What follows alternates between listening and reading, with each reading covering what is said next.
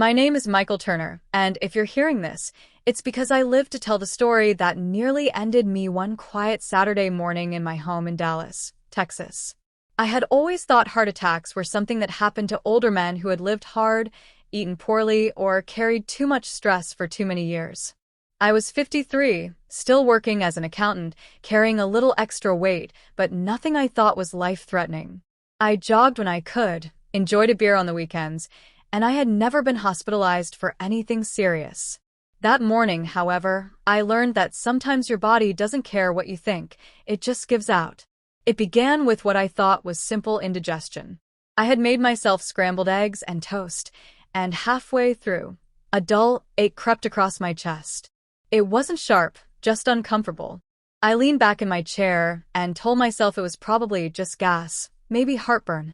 I tried to breathe it away, but the ache deepened, spreading into my left arm like a rope pulling tight under my skin. My first instinct was denial. Not me, I thought. It's something minor. I'll be fine in a minute. But that was the first mistake doctors warn about, ignoring the signs. If you're alone and you feel those symptoms, waiting and hoping can cost you your life. I pushed myself away from the table and stood up, dizzy from the sudden motion. The room tilted slightly, and sweat broke out across my forehead. My hand gripped the back of the chair to steady myself. My heart was pounding, not fast but heavy, like each beat was a hammer blow inside my chest. A thought pierced through my fog of denial. Michael, you're having a heart attack. It chilled me to the bone, but I knew I had seconds to make decisions that could mean the difference between surviving and being found too late. The first thing I wanted to do was lie down. My body craved it. I wanted to stretch out on the couch and close my eyes, but every article I had ever skimmed about heart health screamed in my memory, do not lie flat and hope it passes. That's mistake number 2, lying down and waiting. If you do that, your heart has to work harder, and you can lose precious time. So I forced myself to stay upright, pacing in shallow steps across the living room as my breath grew shorter. The second deadly instinct that nearly overtook me was the urge to drive myself to the hospital. My car keys were sitting right by the front door, and for a moment I thought, I can make it. It's only a 10-minute drive. But doctors are clear. This is mistake number 3. Never get behind the wheel during a heart attack. If I had lost consciousness behind the wheel, not only would I have killed myself, but I could have killed others on the road. I realized then how vulnerable I was, standing alone in my house with pain clawing at my chest. My cell phone was on the kitchen counter. I staggered toward it, each step feeling like I was dragging my legs through wet cement. My hands shook as I dialed 911, and when the dispatcher answered, my voice came out slurred and weak.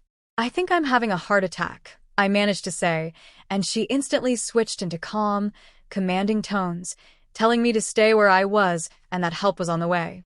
As I clutched the phone, I remembered something else that could be deadly, taking the wrong medication. In my bathroom cabinet, I had old prescriptions, painkillers, even some leftover antibiotics.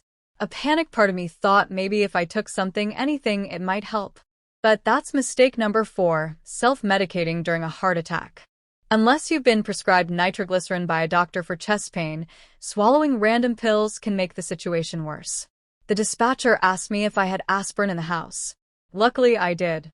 She instructed me to chew one regular aspirin slowly, not swallow it whole.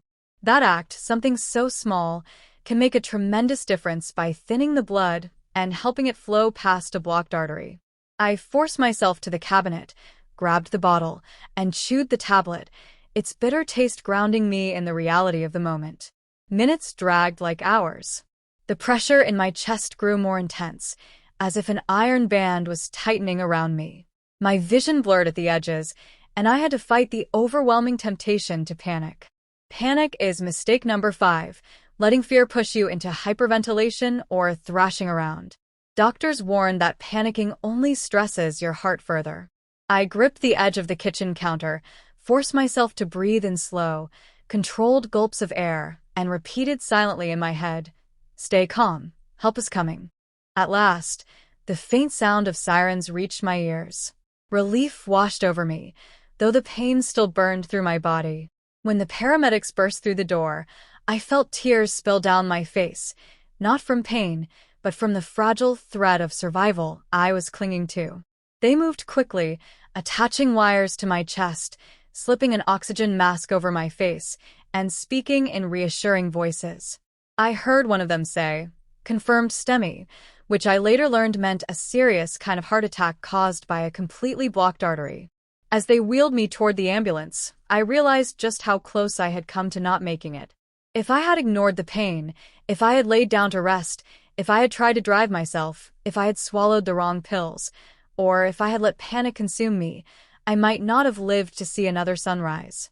Each mistake would have pushed me closer to death, and each choice to resist those instincts gave me another chance at life.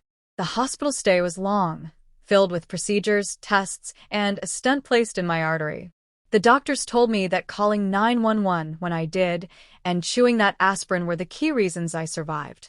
They also told me bluntly that the next time, if I didn't take better care of myself, I might not be so lucky. That conversation changed me. I started a strict diet, began exercising with care, and, most importantly, I began telling everyone I knew about what I had learned. Because here's the truth, most of us don't prepare for emergencies until they happen. We assume tomorrow will be just like today, and we'll always have time. But a heart attack doesn't wait. It strikes when you least expect it, and if you're alone, the choices you make in those first critical minutes decide your fate. So if you take anything from my story, let it be this. Never ignore the symptoms, never lie down and hope it passes, never try to drive yourself, never self-medicate with random pills, and never let panic take over. Stay upright, stay calm, call 911, and if you can, chew an aspirin while you wait. These are the small decisions that separate a tragedy from a survival story. I'm here today, alive and able to hug my children, laugh with my wife, and share my story because I resisted those 5 deadly mistakes. If you ever find yourself in the same terrifying situation, remember my words and don't let your instincts betray you.